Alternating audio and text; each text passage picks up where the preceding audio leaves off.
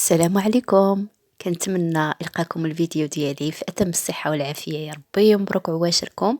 اليوم غنوجد معكم هذه المعسله كتجي روعه الصراحه، زوينه بزاف وسهله واقتصاديه. عندنا كميه ديال الكركاع اللي كيكون ممسوح او مغسول، تنشفوه وغادي نطحنوه كما كتشوفوا معايا. بعد ما طحناه نطحنوه، ما نطحنوش بزاف، غادي نخلوه شويه يعني غير نهرمشوه، وغادي نزيدو عليه نص معلقه ديال المسكه الحره، وغادي نزيدو هنايا غادي نعملو العقده ديال الكركاع. غادي ندير معلقه صغيره ديال القرفه، وغادي ندير 2 معالق ديال ماء الزهر. صراحه كيجيب هاد العقده كيجي بنين وزوين. وكنديرو 2 معالق ديال الزبده، وعيننا ميزاننا يعني نخلطو هاد الخليط ديال الكركاع اللي عندي بحال هكا. وانا هنايا ما بغيتش نزيد سنيده، زدت 2 المعالق ديال العسل، حيت غادي فاش غتخرج نخرجوها نطيبوها غادي نطفيوها في العسل. درت هنايا 2 معالق كبار ديال العسل. والحلاوه على حسب يعني على حسب الرغبه، اللي بغى يزيد يزيد، اللي ما بغاش يستعمل العسل يستعمل السنيده. لكم الاختيار. كنبقى مستمره على هكا حتى نعجن العقده ديالي، ما تكونش قاصحه بزاف وما تكونش جاريه بزاف كما كتشوفوا، ودا تجمع معنا باش نشكلوها كويرات. وغادي ندوز للعجينه. هنايا العجينه ديال المسمن انا عجناها من قبل وارتاحت معايا كما كتشوفوا. يعني غنقاد معكم وحده. كنسرحوا العجينه ديالنا على سطح العمل. المقادير تاع العجينات المسمن راه كلشي كيعرفها، يعني الدقيق، شويه الملحه والماء، كنعجنوها بالماء بارد وكنخليوها ترتاح وكنشكلو على هذا الشكل. يعني غادي نشكلو المسمن، غنطويوه 4 طويات مسمن عادي، الطويه العاديه الاعتياديه ديالنا على هذا الشكل هذا.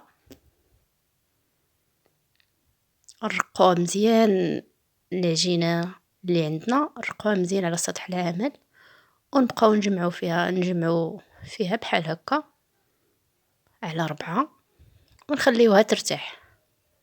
باش غترتاح غنبداو نشكلو المعسله ديالنا على هذا الشكل هذا. هو العجينه تكون شويه قاصحه، ما نخليوهاش طرخه بزاف باش العقده تجي سهله. كما كتشوفوا معايا غادي ناخذ العجينه نسرحها على هذا الشكل بعد ما لويتها، وغادي نجيب جراره ولا موس، المهم اي حاجه عندك غادي تقسمي بها. غادي نقسم العجينه ديالي الى مربعات، نقادو الجوانب على هذا الشكل ونديرهم على شكل مربعات. الصراحه هاد المعسله كتجي زوينه وبنينه رائعه، كنتمنى تجربوها، تردوا عليا الخبار ان شاء الله في هذا رمضان، تنوعوا بها الطبيله ديالكم ديال رمضان، يدخل عليكم بالصحه والعافيه يا ربي.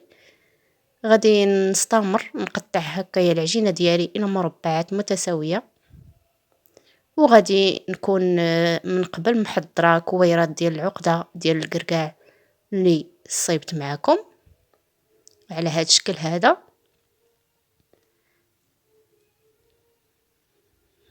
وكنجمع كما كتشوفوا كنطوي من الجوانب الاربع، غادي نطوي من الجناب الاربعه وغادي نستفهم في اللاطه اللي غادي تدخل الفران. انا هنايا اختاريت ندخلهم الفران، اللي بغى يقليهم في الزيت. كما كتشوفوا معايا كنجمع او نطوي الجوانب الاربعه على هذا الشكل، وكنستمر حتى تنكمل الكميه اللي عندي على هذه الطريقه هذه. هنايا قربت لكم الشكل باش تشوفوا الطريقه ديال الطويه بالنسبه للمبتدئات. على هذا الشكل كنطوي على 4. صراحه كتجي زوينه ورائعه، كنتمنى تجربوها ان شاء الله وتردوا عليا الخبار، وتشاركوا الفيديو مع الاهل والاصدقاء والاحباب ديالكم. بعد ما استفتها كامله يعني كملت الكميه اللي عندي، استفتها في اللاطه اللي غادي ندخلها للفران. غادي ندهن بالزبده اللي كنكون مذوبها قبل، ندهنهم كاملين بالزبده مزيان وندخلهم الفران حتى يطيبوا. ما نحاول ما نيبسوهمش بزاف، انا هنايا داز ليا الطياب شويه ليهم. نتوما ما تيبسوهمش بزاف في الفران باش ما يجوكمش قاصحين، وفاش يخرجوا يكونوا باقيين سخان. غادي ندير عليهم العسل كما كتشوفوا معايا على هاد الطريقه هذه، مازال سخانين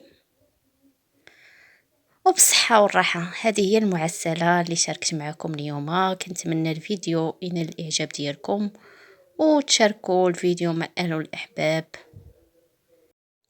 وكنبقى مستمرين احبابي على الطريقه هذه حتى يعني نعمرهم كاملين بالعسل، ندوزوهم كاملين بالعسل. اللي ما بغاش هاد الطريقه يقدر يفندهم في العسل، يعني فاش تخرجوهم من الفران سخان تغطسوهم في العسل باش يجوا شاربين العسل مزيان.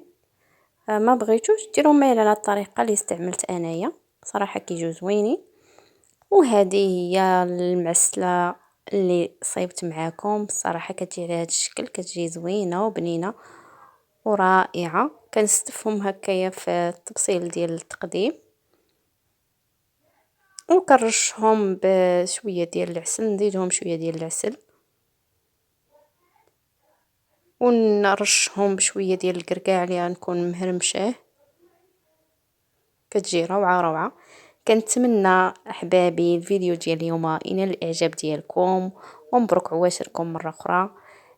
وما تبخلوش عليا بلي لايك ديالكم الزوينين ومتعليقاتكم وتشجيعاتكم ليا. وإذا عجبكم الفيديو تشاركوه مع الاصدقاء والاحباب، وبالصحه والراحه.